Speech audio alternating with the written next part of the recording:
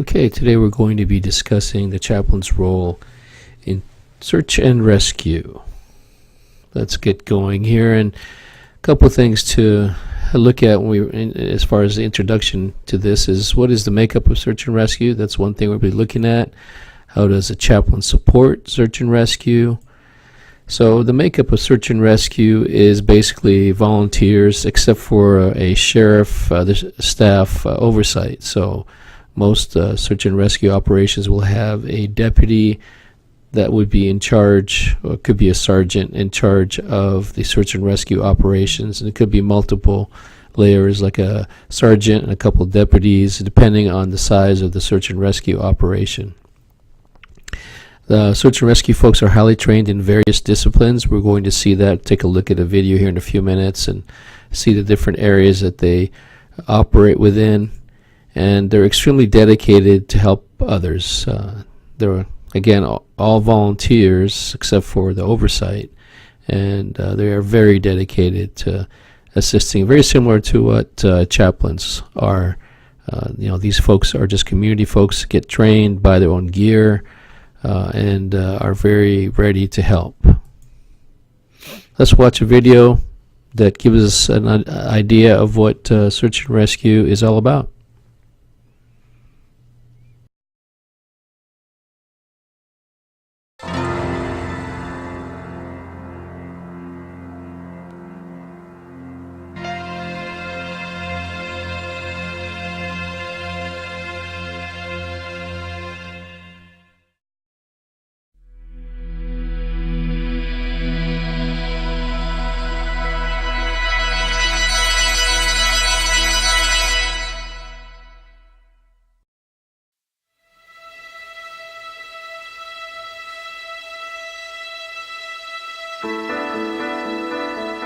When someone is reported lost, a complex process of search and rescue is begun. The task of searchers is a demanding one. They experience a roller coaster of intense physical activity, distorted by intense emotional stresses.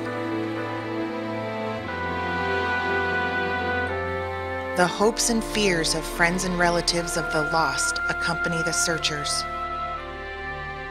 who bear the responsibility not only of finding missing loved ones, but of doing it before it's too late. Thus, the urgency of the search hangs over everyone like a pall, and anxiety streams from eyes as tears.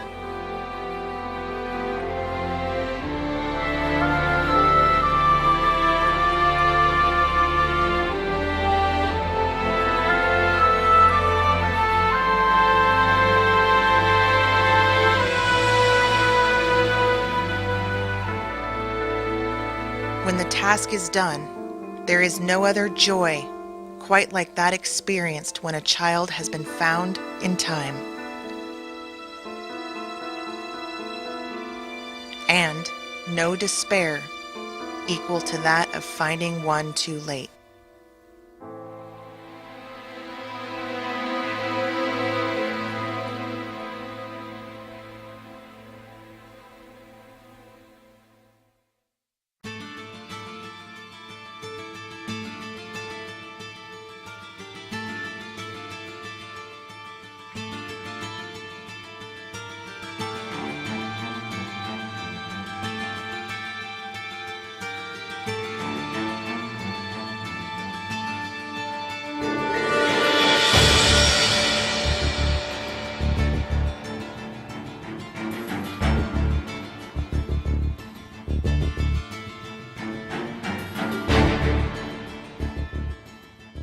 County Sheriff's Office. What is your emergency?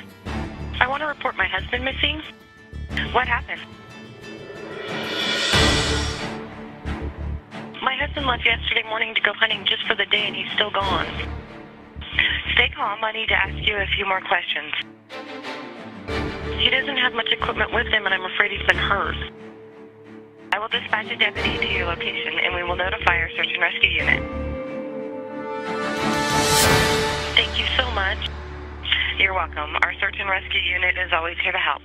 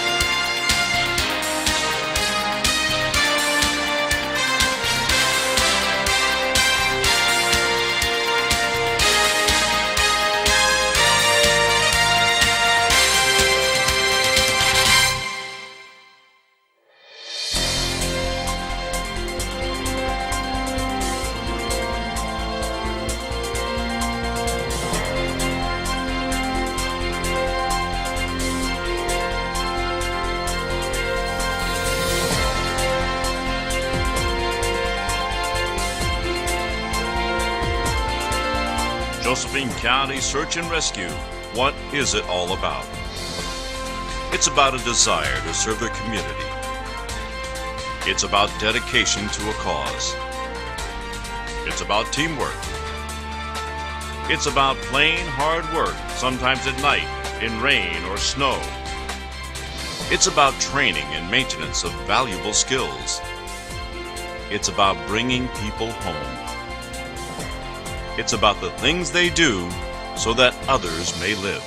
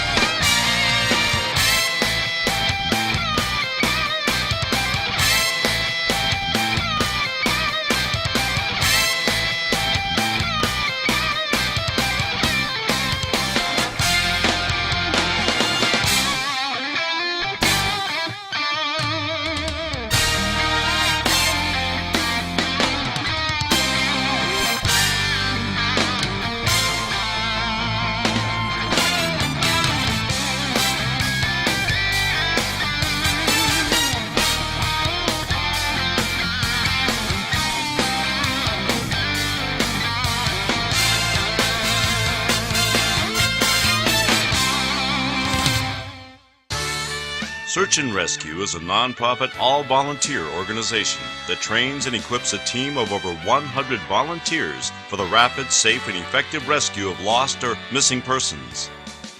They're always prepared to perform their duties with honor, integrity, and endurance. These volunteers work diligently without thought of personal compensation so that others may live.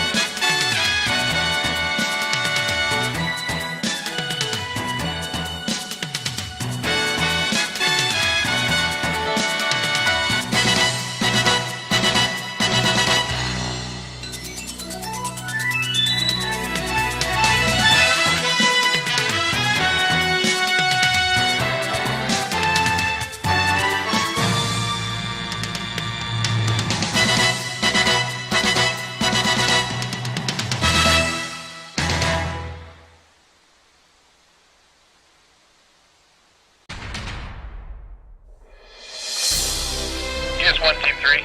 Team 3, go ahead. We've located the subject. He has an injury to his ankle and he's unable to walk. He appears cold, but otherwise okay. Team 3, I copy. You've located the subject with possible ankle injury. I'm prepared to copy coordinates whenever you're ready. Team 3, we're going to need additional personnel for transport.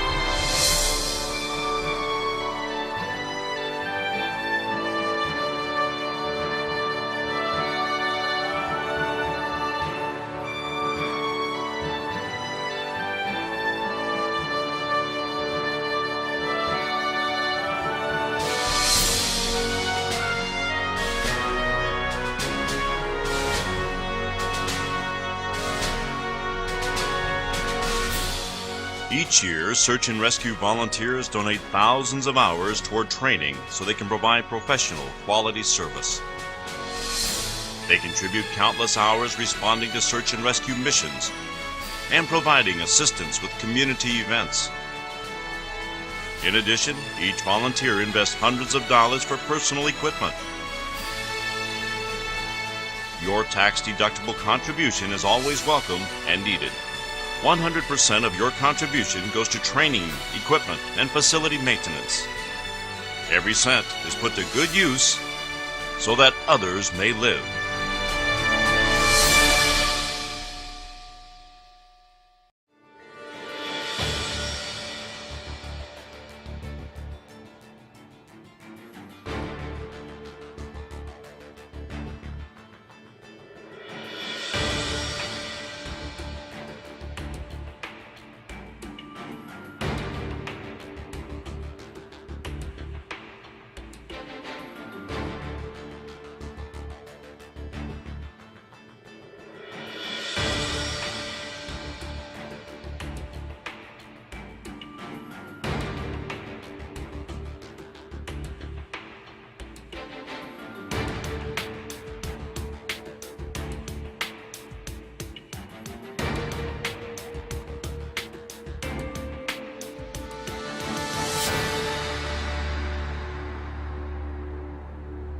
Okay, how does a chaplain support search and rescue?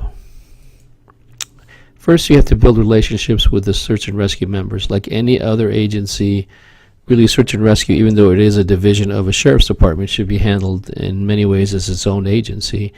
And so we need to build relationships with the members of search and rescue, meaning we go to their monthly meetings, we go out on calls and hang out with them. We spend as much time with them as we can on and off, different incidents, so that we build that relationship. So when they do need us, or they have issues and we need to talk with them or counsel them, that we have that relationship built first. And then we need to be available to assist search and rescue on call-outs. So a chaplain is spending time with them, and the chaplain is also going out on call-outs. If we're not available for that, it's really hard to support search and rescue. And so we make search and rescue a very important part of our chaplain services, and we are always available to go out on call-outs, assist them in various different ways. Some of the things to consider on a search and rescue call-out would be, first thing, start praying. These are normally not very good calls. A lot of times we don't find the person we're looking for, or the person has drowned, or the person has died in an accident of some sort, or major injuries. So going into it, I would really encourage that as we are called to go out, that we start with an attitude of prayer. Then we need to have the appropriate gear. You might need to think this through. If it's a drowning and we're going to be out by the river, we may want to have a tent and some water and some seats to set the family aside from the dive team or the other search and rescue personnel. If it's a person lost on the slopes of Ashland Mountain, we need to make sure we have the gear to go up there. There have been opportunities for chaplains to go up there while people have gotten lost, and at times we have not had the right kind of gear, and have been caught in huge snow drifts with the wrong pants, the wrong boots, things like that, and it can get pretty cold up on the mountain. So we need to think these things through. We need to have an appropriate vehicle. Again, if you're going up to an area like Ashland Mountain Ski Resort, then you need to have an appropriate vehicle depending on the weather. And if you're going up looking for somebody that's lost during the winter time, or sometime when it's snowing, just in the fall when it's snowing also, you need to have an appropriate vehicle to get up there. And on other scenes too, we need to figure out what the terrain is, ask some questions, and know that what we're getting into. We need to first meet with the incident commander. So if you're on a call out, the first thing you do, you show up. Where's the incident commander? Who's the incident commander? That's the person I need to talk to. We need to meet with the victims. So once we get the information from the incident commander and who the victims are, we need to meet with them. We need to decide if we need to separate them. We need to figure out how we're going to protect them from the overall search and rescue operation, so that they're not hearing things they should not be hearing, and not having to deal with more grief before it's time to really let them know certain issues. Sometimes search and rescue folks will be talking about something, family members will hear it, misunderstand, and then it just puts more trauma in the mix. So again, we want to take those things into consideration. And we need to become a liaison. So part of all that is becoming a liaison between the search and rescue commander and the team and the family members. And that's an important piece for the chaplain, probably the most important piece for the chaplain. And search and rescue is expecting us to be the liaison, and they will set us up as the liaison. And we need to assess the situation. Again, we talked about this a little bit. Figure out what's going on. How do I do this? What do I need? Do I need more chaplains? A lot of times search and rescue operations need multiple chaplains, because you have chaplains with the folks that are doing the search and rescue operation. You have chaplains with the family. You need to rotate chaplains in and out, because these could be multi-day operations. And so we need to assess all these things.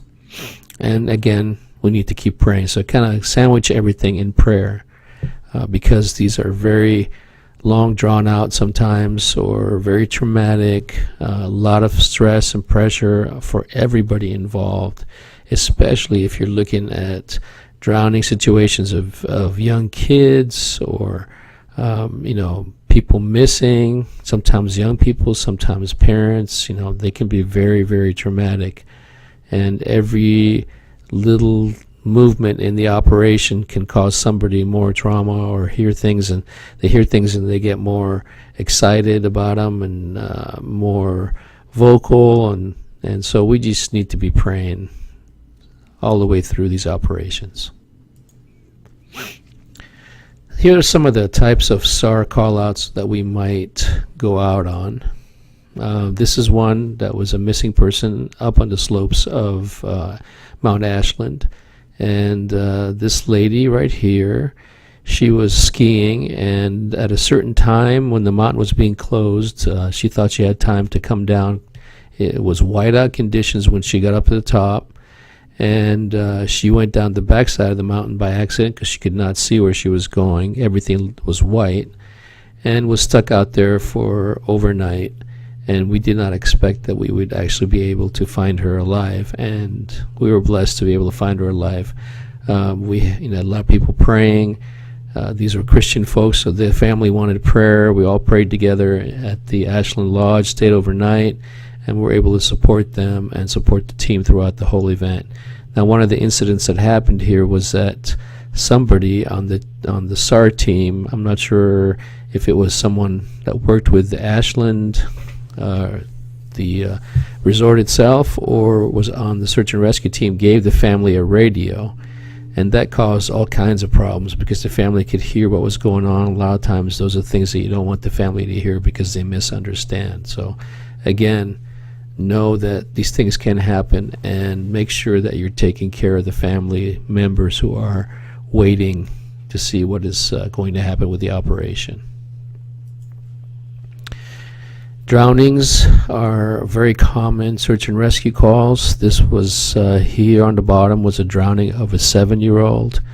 This was the night after he drowned. They had a memorial out in the water, by the water where he drowned. But it was a very hard operation. We had search and rescue folks heavily affected by this one, especially the rescue part the morning after he drowned.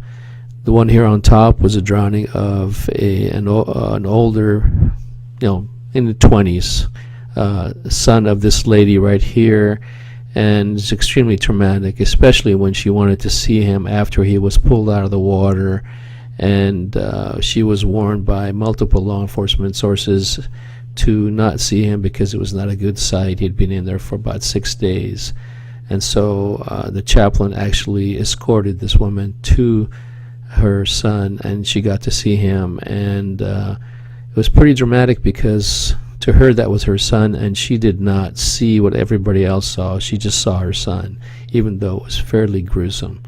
And so drownings are, again, very common, and in these types of situations you'll be ministering to both the search and rescue team and the family. So again, you'll need multiple chaplains on these because of the gravity and of the emotional impact of these types of situations. Plane crash. This is a family, or a husband and wife, that had just purchased this airplane and then crashed it. You can see the picture down here. Nothing was left. I mean, it was a total disaster, and they both died. And it was very traumatic for the search and rescue folks because they went in and they saw all the body parts, and they had to assist law enforcement, and then law enforcement actually went in and picked up all the body parts, and so it was extremely, extremely traumatic, and things that nobody should ever have to see. That we had to work with those folks through debriefings and defusings to get them back to a place where they felt comfortable being able to go out on calls again. So these types of calls can be very traumatic. These are fairly common. This would be common for this to be a search and rescue call out, because a lot of times these planes go down in areas where they have to search for them, and they can be very hard on the team itself. evidence searches. If you remember this lady, yes, this is a lady. She killed a couple of folks in Rogue River, and this is her compound over here, and she buried I guess buried parts for the pigs to eat in the pig pen, and so when she was finally caught and they were trying to figure out how many people she killed and what was going on, they had to have search and rescue go in and do an evidence search, and they found bones and different body parts, and it was very traumatic for the search and rescue folks. So this, again, evidence searches can be very common for search and rescue to do. They're trained in those things. And remember, again, these are volunteers that are doing this, assisting law enforcement. So it can be very traumatic when they find things like body parts or even bodies themselves. So really, as search and rescue chaplains, we need to be proactive.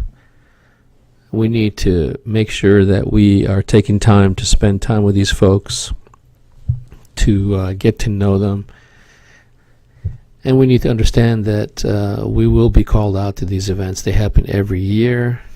They happen in the summer, in the fall, in the spring, in the winter. It doesn't matter what time of year it is. You're going to have search and rescue calls.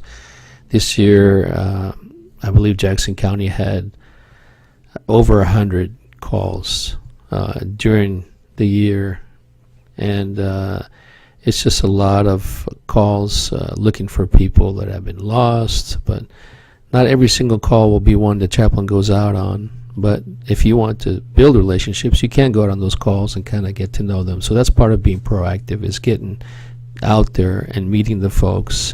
These are folks in your community. It might be folks that you go to church with, and opportunity to minister to them and get to know them.